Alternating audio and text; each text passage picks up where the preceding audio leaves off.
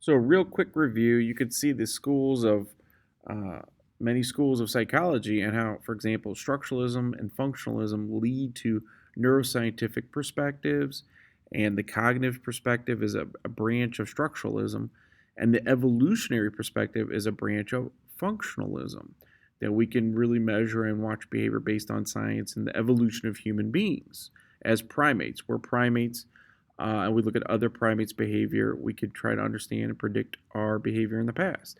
Then you got the Gestalt psychology school. We said you're looking at our brain is looking for the big picture, behaviorism, and we're humanism. We'll get in more to, and the sociocultural perspective. And but what we're going to really dive into right now is psychoanalysis.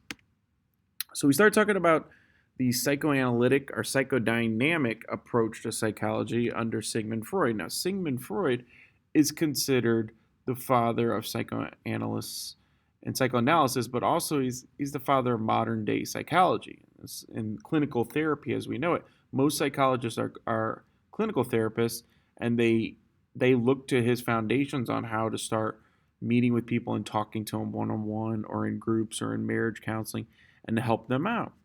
Now, under his theory of psychoanalysis, he examines the unconscious psychological forces within us. And he says that you have a strong unconscious that wishes and wants a lot of things. And we want pleasure above all. So, we're going to look at how he breaks this down. So, the first part of your subconscious is that it's made up of your id, your ego, and your superego. So, there's a bunch of things going on here. Your id is the subconscious that you're really unconscious of. You're not aware of what's happening in your unconscious mind. And he's probably onto something. He probably got a lot of this stuff right, but there is a lot of challenges and issues with Freud that we've talked about in the past. First of all, he had a lot of mental health issues himself. He was born a Jewish man, which is a very small persecuted minority in Central Europe, and when the world was very anti-Semitic and probably felt discriminated, and he was very unhappy and angry, and probably did a lot of this to maybe soothe his own self, like using cocaine made him feel better. He thought that was somehow a great drug, and he was obviously wrong. And narcotics are probably not a good drug to get on to cure mental health illness. And also his sample group, remember, he himself has issues, but he is meeting with almost exclusively people with abnormal psychological issues, and a lot of times very extreme psychology issues of physical and sexual abuse, and mental health issues. Not the majority of people, which might just need some clinical therapy, like might just need to deal with some issues on their mental health, but not. He was dealing with very extreme issues, and most people don't have these kind of extreme issues.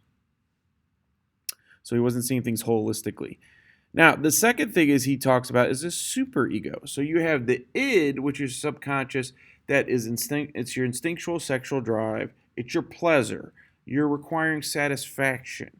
Everything about your subconscious mind is it wants to come out and it wants to do what it wants. It wants to do what it enjoys and feels good.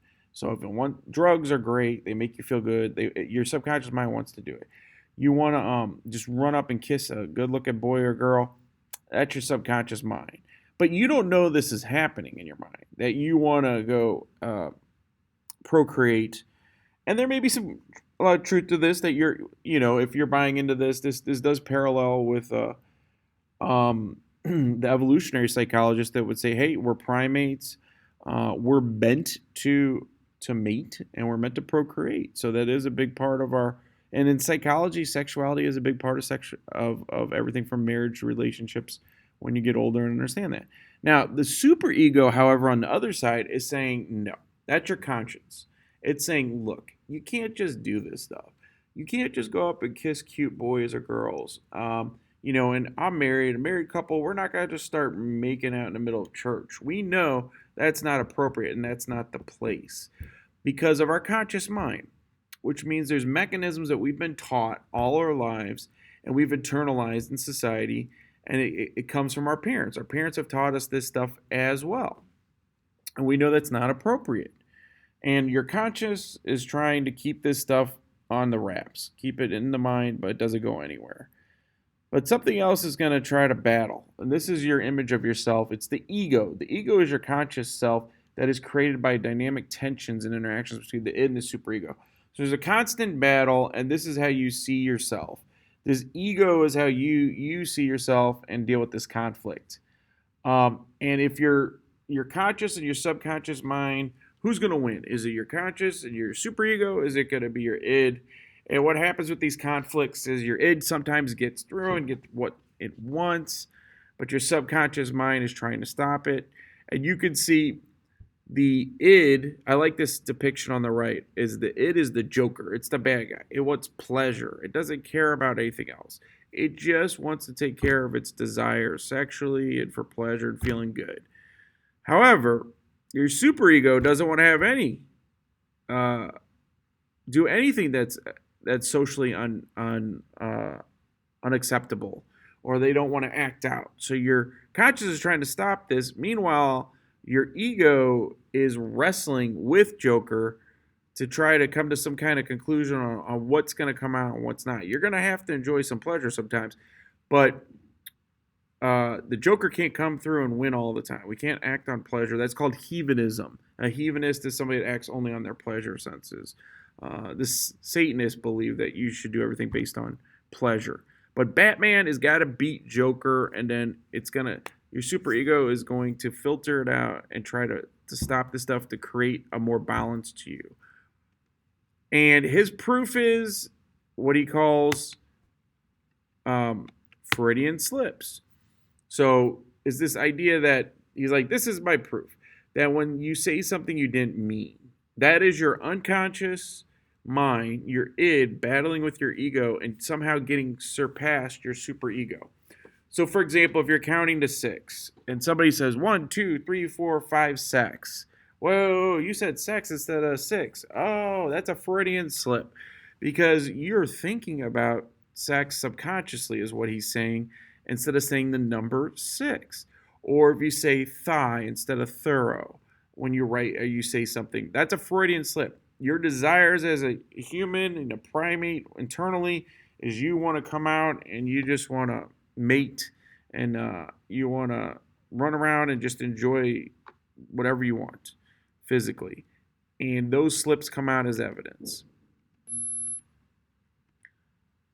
Now, he's getting some really interesting ideas that are foundational, that are important.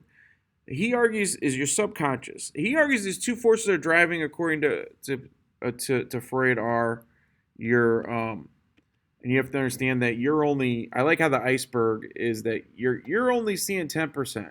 You're conscious of only about 10% of what's actually going on, but what's going subconsciously, you have no idea. You really don't. All right. And you just don't know what's going on subconsciously. Your id's battling your ego and so forth and so on. And he says your two biggest drives is Eros and Thanatos. Kind of like the Avengers, Thanatos.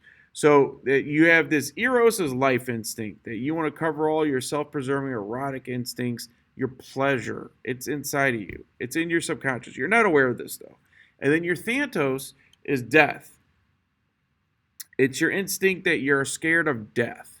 And that you want to be aggressive, and sometimes you can be self-destructive and cruel.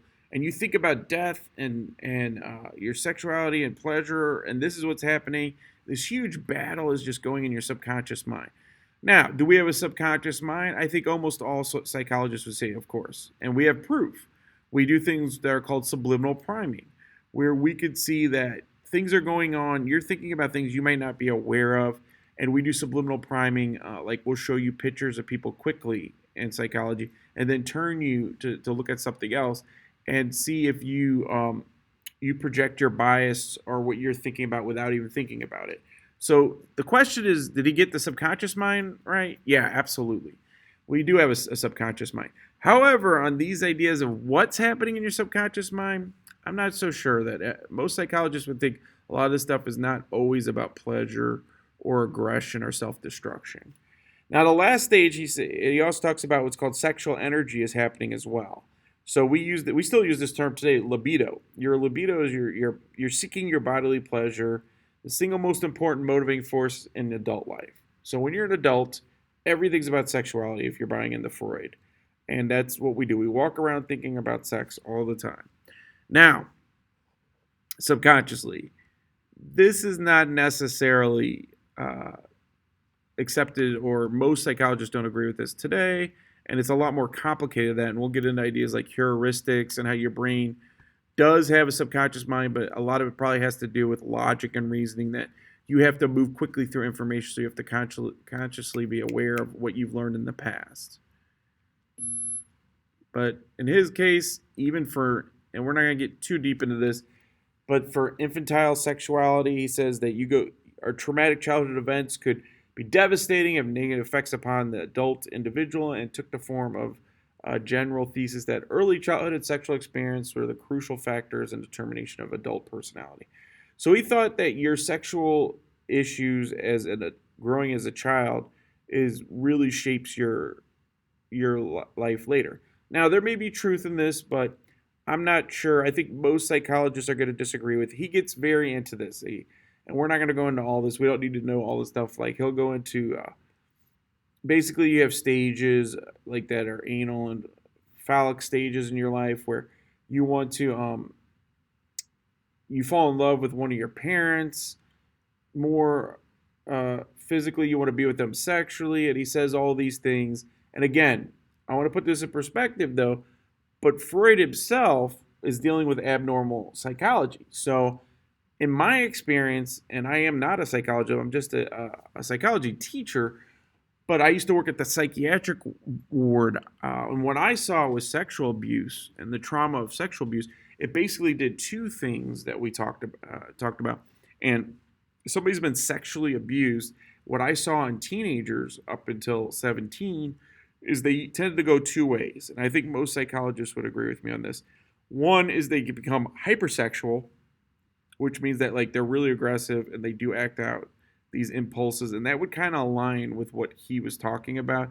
If he would have seen this, that if somebody's been sexually abused, they might want to be hypersexual or want to be very sexual as a child. And that's a very serious issue you have to work with the child on. On the other end of it, it could be the complete opposite. Like sexuality becomes repressive.